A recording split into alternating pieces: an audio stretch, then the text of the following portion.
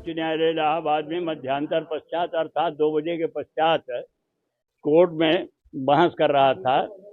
उस समय मेरे पुत्र ने मुझको ये सूचना दिया कि उसकी बहन ने यहाँ से फोन से सूचना दिया है कि घर के सामने 3 बम जबरदस्त फेंके गए हैं, फोड़े गए हैं, जिससे दहशत फैल गई है। मैं तुरंत वहाँ से निकल करके अपने बेटे और अपने पोते के साथ, जो दोनों साथ मेरे वकालत करते हैं, यहाँ पर आया। आने के बाद देखा तो फोरेंसिक वाले थे, वहाँ निशान लगाया है और स्प्लिंटर इकट्ठा करके गए हैं और ये बताया कि वो यहाँ से बम मारता हुआ आगे भी बम फेंकता हुआ चला गया है। एक 22, 23, 24 साल का लड़का था, झोला लिए हुए था, उसमें बम था, उससे बम हाथ निकाल करके हाथ में लिए हुए फेंकता जा रहा था। फेंका है। उद्देश्य क्या था उसका? अब उद्देश्य तो उसका जब पकड़ जाए तब वो बता सकता है उद्देश्य था, मगर मुझे ऐसी आशंका है कि मुझको आतंकित करने के लिए, डराने के लिए ये है बमबाजी की गई। किस चीज से, किस वजह से? मैं जिससे कि अतीक अहमद का वर्तमान समय में जो आप लोगों के सामने है कि उनकी और उनके परिवार की और उनके साथियों की वकालत कर रहा हूँ।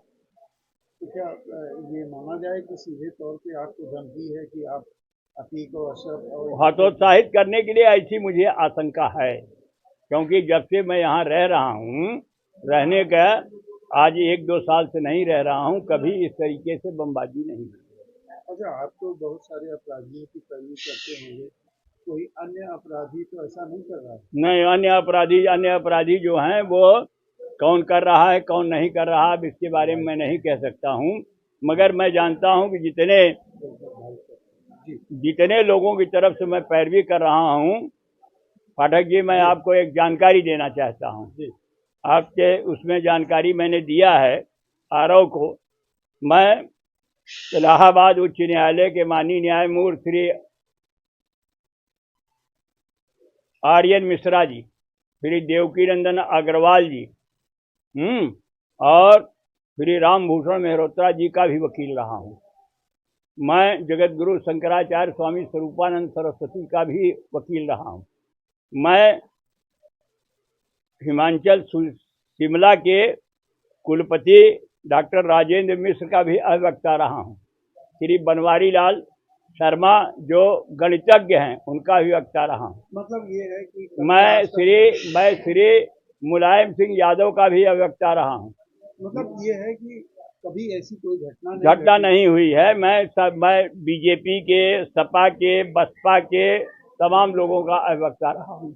मेरी मेहनत और कर्मठता की वजह से आते हैं। का पैरवी तो आप पहले भी करते पहले करता था, लेकिन ये इस तरीके की धमकी भरी चीजें के बाद नहीं आई थी। एक बार आई थी पुलिस ने। उसके बाद पुलिस ने इस तरीके की हरकत किया था। उस समय मैंने जा करके माननीय न्यायमूर्ति श्री मार्कंडेय काटजू की खंडपीठ के समक्ष और माननीय न्यायमूर्ति श्री वशिष्ठ चतुर्वेदी के समक्ष कहा कि अब हम लोग वकालत नहीं कर सकते हैं। तुरंत तत्काल उन्होंने बुलाया और बुलाने के बाद जो डांट सुनाई, ये एक बार ये घटना घटित होती है। अब क्या मांग करते हैं, क्या किया जाए, क्या होना चाहिए? इस तरीके की घटना का पटाक्षेप किया जाना चाहिए। पटाक्षेप का तात्पर्य ये कि कैसे इस तरीके से दुस्साहसिक घटना की जा रही है, क्यों की जा रही है, तो इसका पता लगाया जाए। केवल इतने से इतिश्री न कर ली जाए कि पैसे का लेन देन का झगड़ा था, तो जिससे झगड़ा था उसके घर पर, उसके दरवाजे पर, उसके गली के सामने ये बमबाजी न करके मेरे यहाँ बमबाजी करना, ये कुछ समझ में नहीं आ रहा।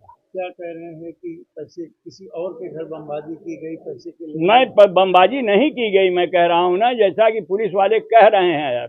पुलिस वाले क्या कह रहे हैं? पुलिस वाले कह रहे हैं किसी एक व्यक्ति से, एक लड़के से पुलिस का पैसे का लेन देन था, इसलिए उसने बमबाजी किया है।